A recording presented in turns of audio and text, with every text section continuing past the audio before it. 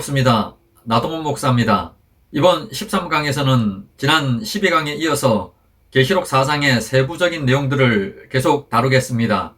특히 이 계시록 4장은 창세전에 하나님께서 계획하신 그것에 성취된 모습이기 때문에 특히 이 보좌실은 매우 중요합니다.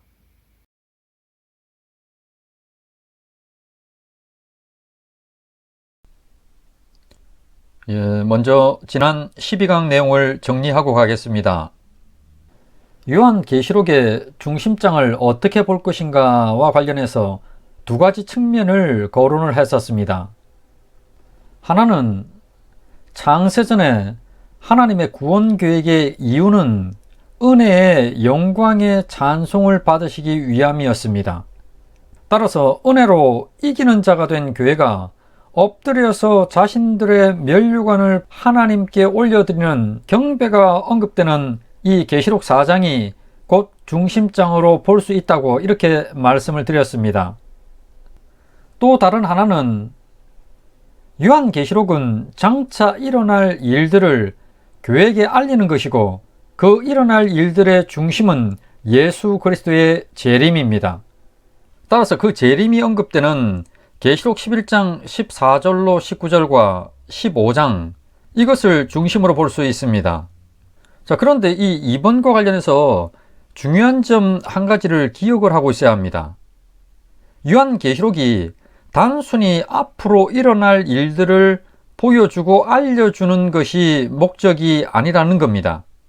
이러한 장차 일어날 일들을 알려주는 이유가 그리스도의 재림이 있을 것이기 때문에 성도들은 현재 고난이나 환난이 닥쳐도 인내하면서 곧 있을 그날을 바라보며 하나님께서 기뻐하는 행위를 하라는 거죠. 자, 이것 때문에 장차 일어날 일들을 알려주시는 겁니다. 자, 이와 관련된 요한계시록의 기록 목적은 계시록 1장 1절로 3절에 자세하게 목적이 언급됩니다. 그리고 이 요한계시록을 정확히 이해하기 위해서는 이 둘을 같이 고려할 필요가 있다고 이렇게 말씀을 드렸습니다. 자, 그리고 이어진 계시록 1장에서 요한은 자신에게 열린 계시의 문을 통해서 천상에 올라가게 됩니다. 그렇지만은 이 요한에게 열린 이 계시는 곧 그리스도의 계시와 구속사의 결말과 관련된 것이기 때문에 이 열린 문은 단순히 요한에게만 열린 문이 아니라 구원의 문에 대한 암시를 포함하는 것이기도 했습니다. 그런 이후에 요한은 하나님의 보좌실을 보았습니다. 보좌에 앉으신 하나님과 하나님으로부터 나오는 마치 보석과도 같고 무지개와도 같은 영광의 광채를 보았습니다. 이어서 흰옷을 입고 금 면류관을 쓰고 보좌에 앉은 24장로들을 보았습니다. 그리고 그들이 자신들의 면류관을 벗어 엎드려 하나님께 올려드리며 경배하는 것을 보았습니다. 24장로들의 24란 숫자는 역대상 기록된 제사장의 24반차, 성전 문지기의 24반차, 찬송을 맡은 자의 24반차가 성전에서 하는 일들로 하나님을 섬기고 파수꾼의 역할을 하고 은혜의 영광을 찬송을 올려드리는 이 교회와 관련이 있었습니다. 그리고 장로 직분은 시내산에 모세와 함께 올라간 70인 장로들과 관련되었고 이들은 교회를 상징하는 교회의 대표들이었습니다. 그리고 이들이 입은 흰옷은 그들의 옳은 행실과 또 그리스도의 피로 씻어 희게 되었음을 상징했습니다. 이들은 자신들이 창세전의 택정으로부터 시작해서 부르시고 죄사하시고 연단과 용서와 상급의 모든 것이 함축되어 상징되는 면류관을 벗어 올려드리면서 이 모든 것이 오직 하나님의 은혜였음을 고백하고 경배를 올려드립니다. 이처럼 계시록 4장은 완전한 경배를 다루고 있고 그 중심은 하나님께 올려드리는 24장로의 경배라고 말씀을 드렸습니다. 자, 그러면 계속해서 계시록 4장의 내용을 보겠습니다. 자, 그러면 먼저 계시록 4장 5절 말씀을 한번 보겠습니다. 보좌로부터 번개와 음성과 우레소리가 나고 보좌 앞에 켠 등불 7이 있으니 이는 하나님의 7 영이라. 먼저 보좌로부터 번개와 음성과 우레소리가 나고 라고 하는 이 부분을 한번 보시겠습니다. 자, 이것이 무엇을 의미할까요?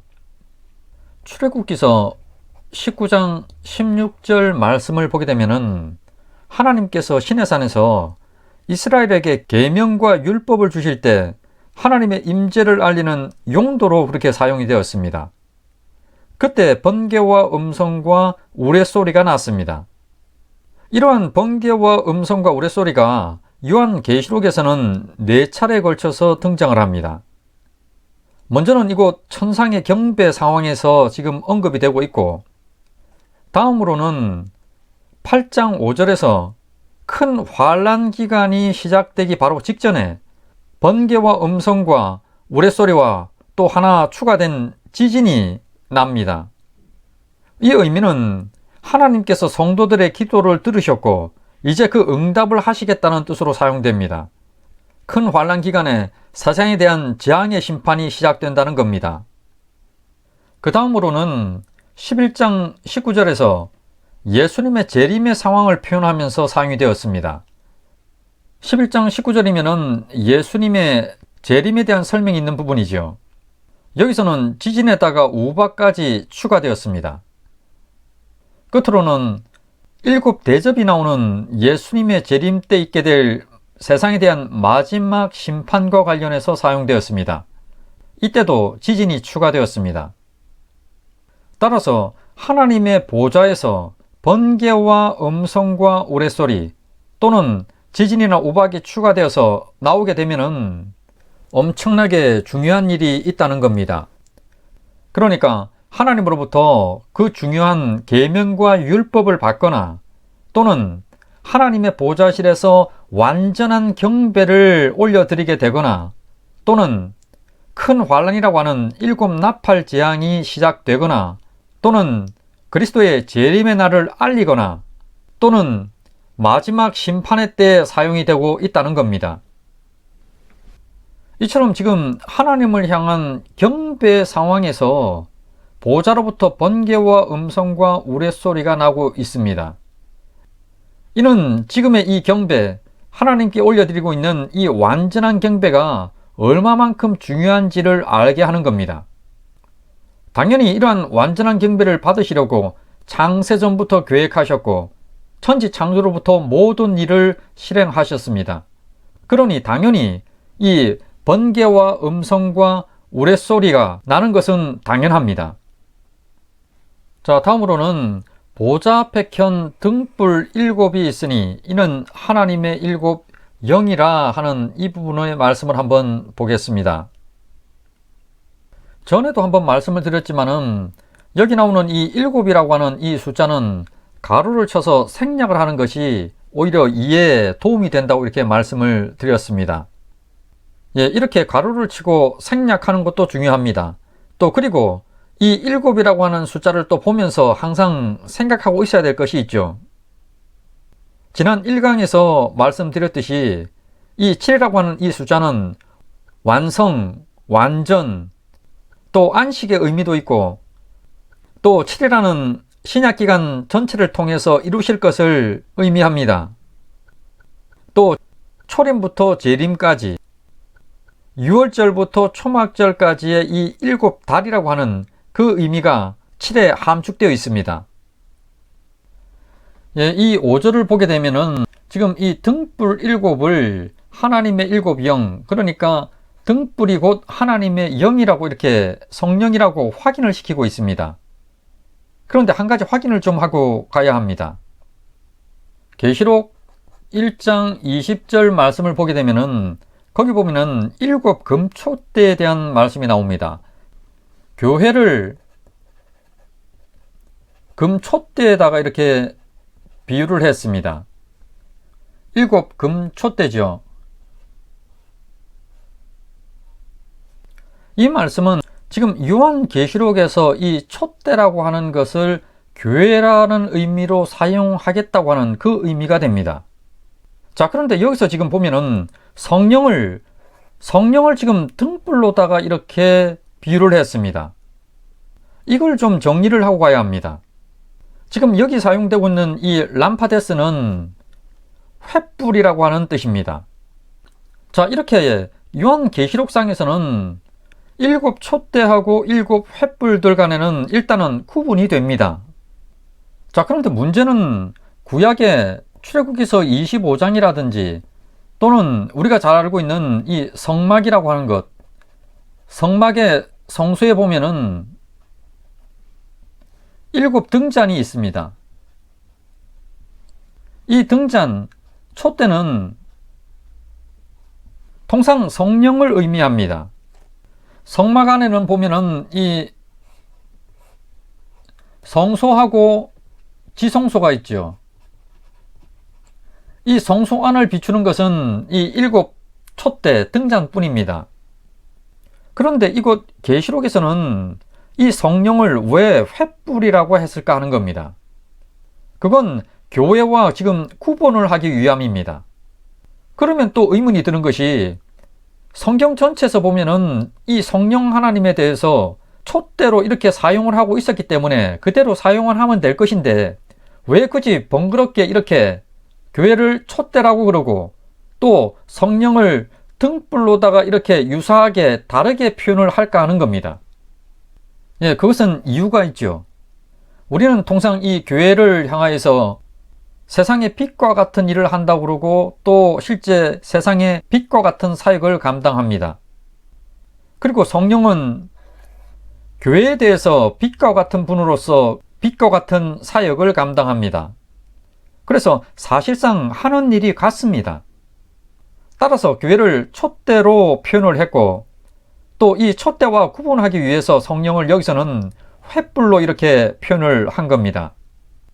촛불보다는 이 횃불이 더 크죠? 이해가 되셨을 겁니다. 그리고 지금 이 보좌실, 하나님의 이 보좌실을 설명을 하면서 성령을 횃불이라고 이렇게 표현을 했습니다. 이 표현을 보면서 굉장히 중요한 사실 한 가지를 알 수가 있습니다. 즉, 이 보좌실의 경배는 실제 경배의 모습인가 아니면은 환상을 통한 가상의 경배 모습인가 하는 겁니다. 한번 생각을 해 보십시오. 하나님의 보좌실 안에 횃불 7개가 서 있습니다. 이게 실제 성령인가요? 당연히 아니죠. 상징입니다. 자, 이걸 오해하는 경우가 많습니다. 그러니까 좀 더 쉽게 말씀을 드리면 이렇습니다. 요한이 지금 연극을 보러 가서 관객석에 앉아 있는 겁니다.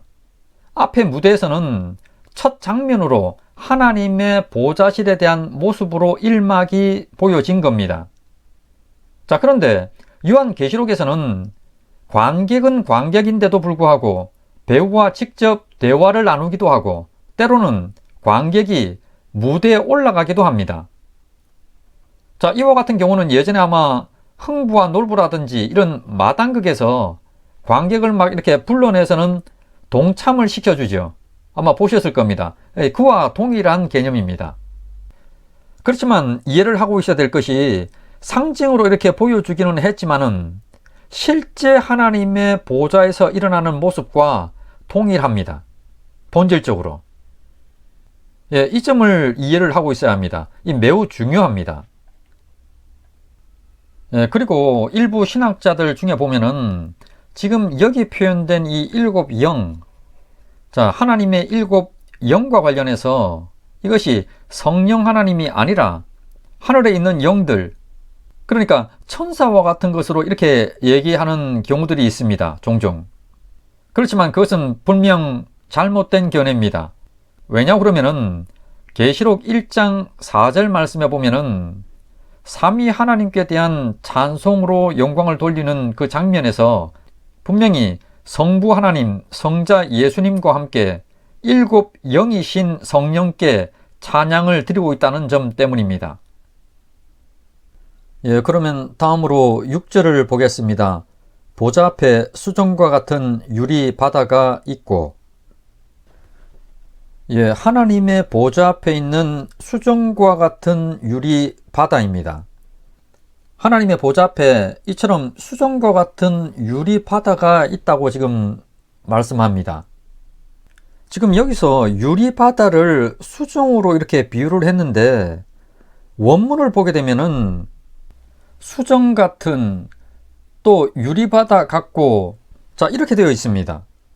그러니까 유리 바다도 지금 비유로 사용이 되고 있는 겁니다. 그러니까 수정 같고 유리 바다 같고, 즉 이중 비유입니다.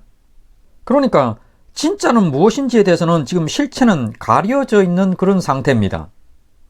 자, 그러면 먼저 요한계시록에서 비유로 보통 이렇게 사용되어지고 있는 이 바다라고 하는 개념을 한번 살펴보겠습니다. 이 세상은 바다와 땅으로 이렇게 이루어져 있습니다. 따라서 이 세상인 세상 나라를 나타내는 비유로 통상 바다와 땅을 사용을 합니다. 특히 바다와 땅이라는 비유를 사용할 때는 아직까지 죄악과 사탄의 이 권세 아래 있는 이 세상을 나타낼 때 주로 사용이 됩니다. 일례로 바다에서 한 짐승이 나오는데 라고 기록된 계시록 13장 1절 말씀, 이 말씀에 나오는 한 짐승은 적그리스도입니다. 그러니까 적그리스도가 활동하는 이 세상을 바다에다가 이렇게 비유를 하고 있는 겁니다. 그리고 계시록 13장 11절 말씀을 보면은 또 다른 짐승이 땅에서 올라오니 라고 이렇게 말씀을 합니다. 여기 등장하는 이 다른 짐승은 거짓 선지자죠.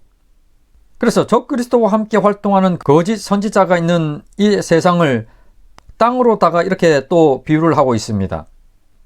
이처럼 바다와 땅은 사탄의 권세 아래에 있는 이 세상 나라를 의미합니다.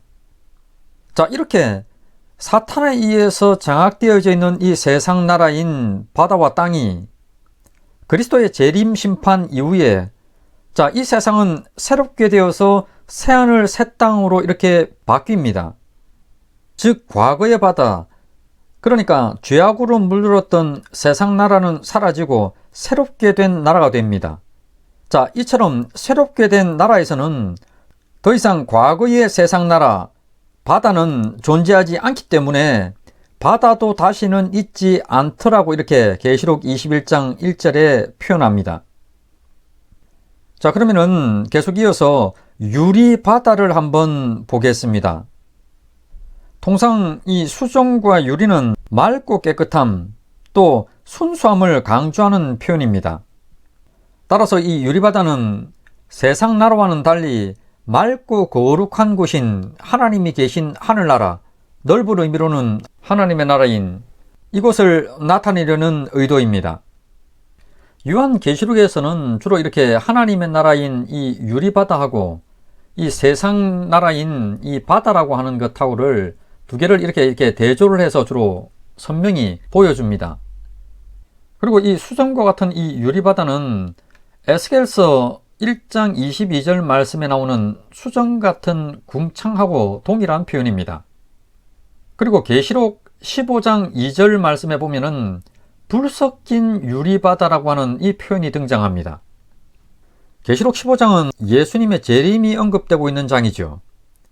이 계시록 15장 2절 같은 경우에는 해석상에 좀 오해의 소지가 있어서 많은 설명이 좀 필요하지만은 결론만 여기서 이렇게 간략히 언급하자면 이렇습니다. 자, 지금 하늘에 있는 천상교회도 그렇고 이 땅에 있는 교회도 유리바다 위에 있습니다. 그러니까 영적으로 보면은 그리스도로 인해서 맑고 거룩하게 된 자들입니다. 자, 그런데 이 땅의 교회는 아직은 불이라고 하는 이 연단, 또 환란, 고난이라고 하는 이 유리바다 위에 있다는 겁니다. 그래서 불 섞인 유리바다를 건너서 15장 2절 하반부에 나오는 유리바닷가에 선다는 이란 말씀이 나오는데, 유리바닷가에 선다고 하는 의미도 있지만은 유리바다 위에 서게 된다는 의미도 더 강합니다. 그래서 불 섞인 유리바다를 건너서 뒤에는 그냥 유리바다 위에 서게 된다고 하는, 자, 이렇게 해석을 할 수가 있습니다. 이 15장 2절 같은 경우에 우리가 이제 단순히 생각하면은 출애굽기서 홍해를 건너는 것만 생각할 수가 있는데 그 의미에 좀 더 추가되는 개념입니다. 다시 한번 말씀드리면 이렇습니다.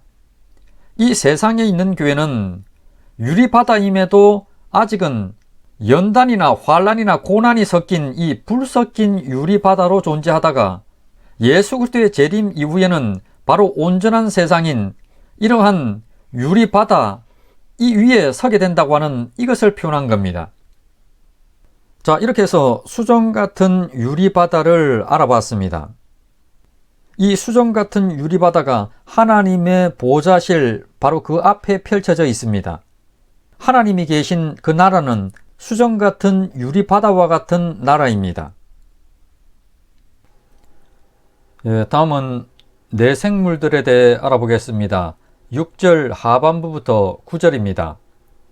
보좌 가운데와 보좌 주위에 네 생물이 있는데 앞뒤에 눈들이 가득하더라.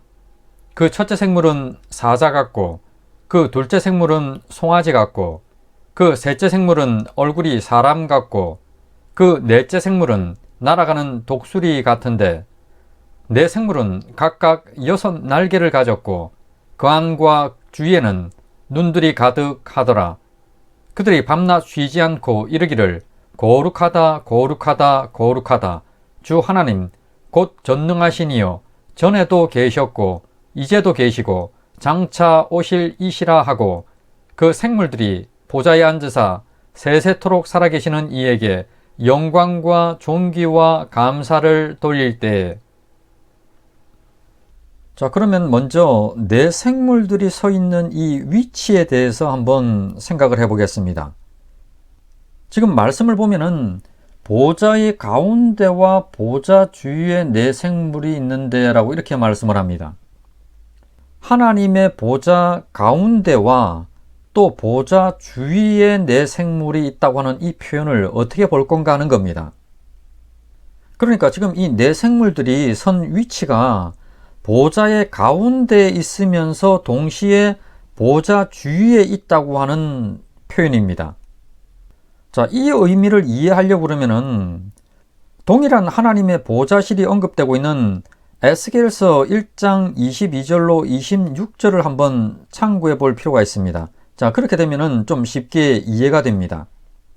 에스겔서 1장 말씀을 보게 되면은 네 생물들이 이렇게 서 있는데 그 머리 위에는 궁창이라고 하는 이 하늘 공간, 이 궁창이 있습니다.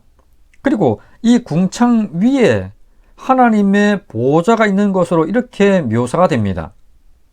자, 이를 고려해 보면은 지금 하나님의 보좌실 그 가운데 있는 하나님의 보좌, 이 보좌는 그냥 평평한 바닥에 그냥 놓여 있는 것이 아니라 입체적으로 좀 이렇게 위로 솟아있는 이런 모습이죠. 마치 이제 조선시대 임금들이 있는 이 왕좌의 자리들이 보면은 굉장히 이렇게 계단을 통해서 이렇게 높은 위치에 있듯이 그와 유사한 표현이라고 이렇게 보면 됩니다. 그러니까 그 아래쪽에 이 네 생물들이 위치해 있는 겁니다. 이어서 이 네 생물들은 과연 어떤 존재들인가? 이와 관련해서 에스겔 1장 말씀을 보게 되면은 네 생물들이 각각 4개의 날개를 가지고 있고 모두가 사자와 소와 사람과 독수리의 얼굴을 가진 그러한 존재들로 나타납니다. 그리고 이들은 에스겔서 10장에서 그룹들이라고 하는 이름으로 나타나는데 하나님의 보좌 앞에서 하나님을 섬기는 굉장히 높은 지위의 천사들로 이렇게 그려집니다. 그리고 이사야 6장 말씀을 보면은 스랍들이라는 이름으로 6 날개를 가지고 하나님을 향해서 거룩 거룩 거룩의 이 삼중 찬양을 드리는 그 모습으로 나타납니다. 자, 이 네 생물들은 상징하려고 하는 의도에 따라서 때때로는 네 생물들로 또 때로는 그룹들로 때로는 스랍들로 이렇게 표현이 됩니다. 이렇게 상징적인 개념이다 보니까 날개가 어떤 때는 4개를 가지고 있는 걸로 나타나기도 하고 때로는 6개를 가진 날개로 나타나기도 합니다. 여기서도 마찬가지죠. 이들은 천사들 중에 특별한 존재들입니다. 그리고 앞서 11강 창세 전에도 말씀드렸듯이 사탄도 그룹이라고 언급되었습니다. 바로 이들 중에 하나였죠. 자, 그러면은 구체적으로 계속해서 내 생물들이 하는 일들은 무엇인지에 대해서 한번 알아보겠습니다. 첫째로 내 생물들은 생명을 얻게 되는 현장을 호위하는 일을 합니다. 우리가 잘 알듯이 에덴 동산에서 생명나무를 지키는 일을 하는 것이 두 그룹이었습니다. 하나님께서 이루시려는 일은 당연히 구원의 일입니다. 가장 중요하고 귀한 이 구원을 죄인이 만약에 이렇게 탈취를 해가거나 그래서 구원에 들어가거나 또는 하나님이 계획한 것이 아닌 다른 방법 또는 행위를 통해서 얻는다고 그러면은 문제가 되죠. 그래서 생명을 얻는 이 길목을 그룹이 지킵니다. 하나님께서 인정하시는 방법이 아니고는 그 누구도 생명을 얻고 하나님께로 갈 수가 없게 했습니다. 자, 이처럼 생명나무와 생명과를 지키는 이 그룹의 모습을 자세히 보여주는 말씀들이 있습니다.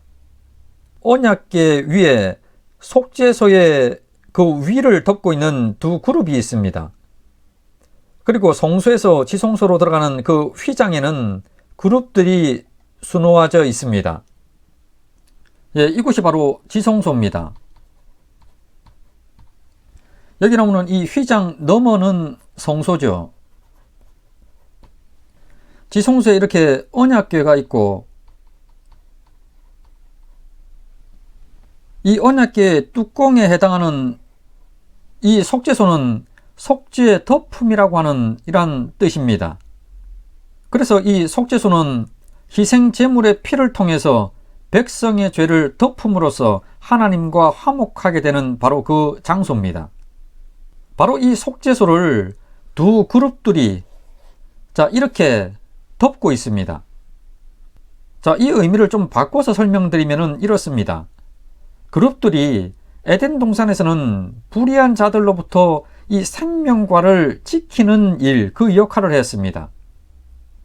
그런데 이제는 하나님의 은혜로 인해서 그리스도의 피로 구원의 길이 열렸습니다. 따라서 죄가 덮임을 받는 그 현장인 이 속죄소에서 그룹들은 오히려 이제는 이 귀한 장소를 보호하고 호위하는 역할로 수행을 하게 되는 겁니다. 그리고 우리는 예수께서 십자가에 달려 돌아가셨을 때 그때 이 지성소와 성소 사이를 막고 있는 바로 이 휘장이라고 하는 것, 이것이 둘로 갈라진 것을 잘 압니다. 여기서의 이 휘장에는 보면은 그룹들이 그려져 있습니다. 바로 그룹들이 그려져 있는 휘장입니다. 이 의미는 바로 이 지성소 하나님께로 갈 수 있는 길 그 자체, 생명을 얻는 길 자체, 영생을 얻는 길 그 자체를 지금 이 그룹들이 막고 있다는 겁니다. 이 모습은 에덴 동산에서 그룹들이 생명나무, 생명과를 지킨 것과 동일합니다. 그런데 예수 그리스도께서 십자가에 돌아가심으로 말미암아 바로 이 그룹들이 막고 있는 바로 이 휘장이 바로 갈라져서 쪼개진 겁니다. 그 표현을 지금 이 휘장이라고 하는 것을 통해서 막는 걸로 이렇게 표현을 한 겁니다. 그러니까 지금 이 그룹들을 통해서 나타나는 이 역할, 이 모습들이 바로 예수 그리스도를 통해서 이제는 그룹들의 역할이 생명 얻는 이 현장을 호위하는 것으로 이제 바뀐 것을 보게 됩니다. 이러한 모든 일이 끝난 이후에 계시록 22장 2절 말씀에 보면은 새하늘 새 땅에 생명나무가 거기도 여전히 있습니다. 그런데 거기서는 그룹들이 지키지를 않습니다. 왜냐 그러면은 생명 얻는 일과 관련된 구원의 모든 일들이 끝이 났기 때문에 그렇습니다. 그러니까 지키거나 보호할 필요가 없기 때문에 그렇습니다. 생명나무의 생명과, 그러니까 예수 그리스도의 피와 살을 먹고 마시고 영생한 자들이 있는 곳이기에 그룹들이 지킬 필요가 없기 때문입니다. 이 큰 의미와 실상이 이해되실 겁니다. 이처럼 그룹들이 하는 일에는 생명 얻는 현장을 호위하는 일이 있습니다. 자, 그러면 다음으로 6절, 8절 말씀을 보시겠습니다. 보좌 가운데와 보좌 주위에 네 생물이 있는데 앞뒤에 눈들이 가득하더라. 네 생물은 각각 6 날개를 가졌고 그 안과 주위에는 눈들이 가득하더라. 지금 네 생물들이 6개의 날개를 가지고들 있는데 그 날개의 안쪽과 바깥쪽에 눈들이 가득히 이렇게 달려 있다고, 자, 이렇게 말씀을 합니다. 눈이 얼굴에 있는 것이 아니고 날개에 눈이 가득하다고 하는 이 표현은 날개를 이용해서 그 달린 눈으로 보는 일을 하겠다고 하는 걸로 이해를 할 수가 있습니다. 자, 이를 좀 구체적으로 이해하려고 그러면은 이와 관련된 말씀이 나오는 에스겔서 1장을 좀 볼 필요가 있습니다.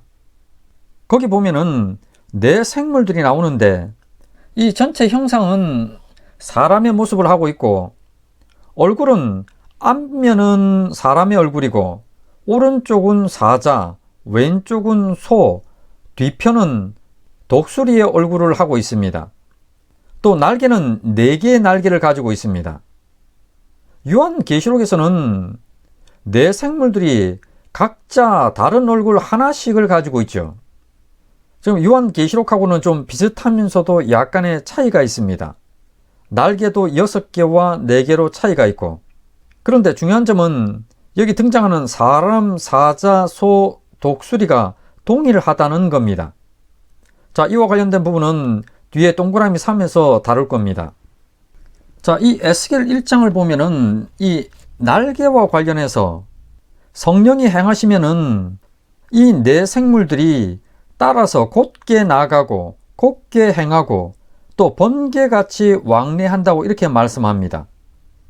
자, 이와 관련해서 이제 대다수의 신학자들은 이 네 생물들이 자신들의 마음대로 이렇게 막 일을 하고 행하고 해버리는 것이 아니라 오직 성령에 순종해서 바르고 정직하게 또 신속히 순종해서 행한다고 하는 그 의미라고 이렇게 말합니다.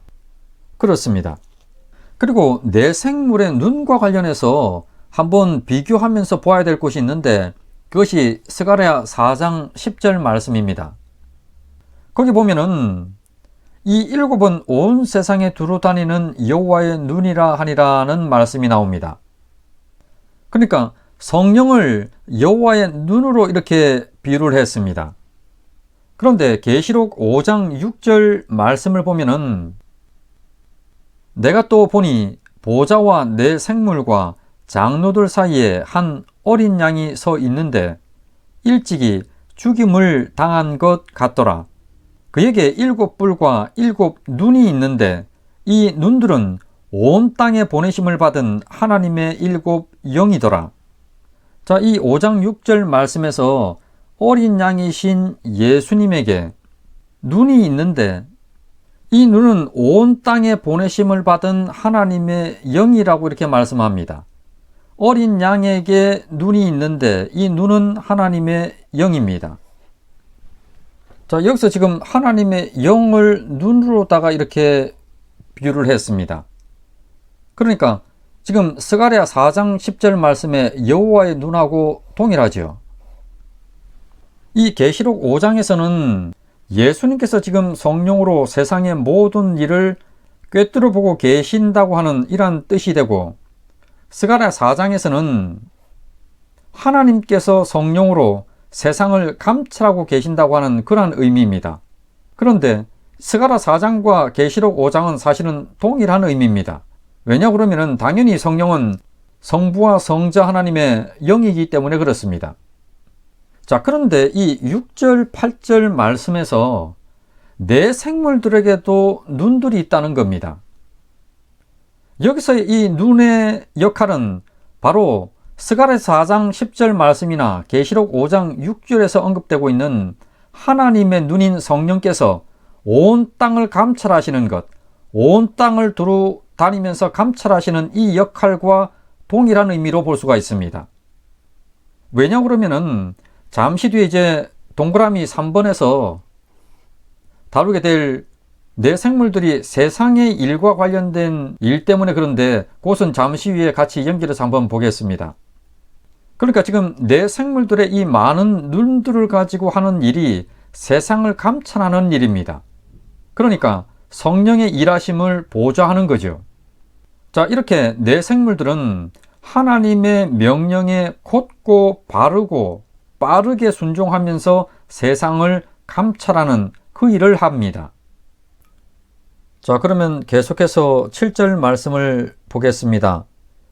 그 첫째 생물은 사자 같고, 그 둘째 생물은 송아지 같고, 그 셋째 생물은 얼굴이 사람 같고, 그 넷째 생물은 날아가는 독수리 같은데, 지금 여기 7절을 보면은 네 생물들 중에 첫째는 얼굴이 사자 같고, 둘째는 송아지 같고, 셋째는 사람 같고, 넷째는 독수리 같습니다. 앞서 언급했던 에스겔서 1장에서는 네 생물들이 모두 이제 한 머리에 사자와 소와 사람과 독수리의 얼굴 모양을 다 가지고 있었습니다. 자, 지금 오해하면 안 되는 것이 이 네 생물들은 그룹이면서 스랍인 특별한 천사들입니다. 한 그룹의 머리에 네 가지 얼굴을 다 가지고 있든지, 네 그룹 중에 하나는 사자 같고, 하나는 송아지 같고, 하나는 사람 같고, 하나는 독수리 같은 얼굴을 가지고 있든지, 자, 이것은 그룹이 하는 일이나 역할의 중요성을 알리기 위한 상징으로 이렇게 표현이 된 겁니다. 자, 그런데 여기서 한번 고민해 봐야 될 것이 에스겔서에서도 그렇고 이 요한계시록에서도 네 생물들을 설명하면서 사자와 소와 사람과 독수리가 언급된 점을 생각해 봐야 합니다. 지금 하나님의 보좌 가장 가까이에서 하나님을 호위하고 있는 이 네 생물들의 모습에서 자, 이것을 발견할 수가 있습니다.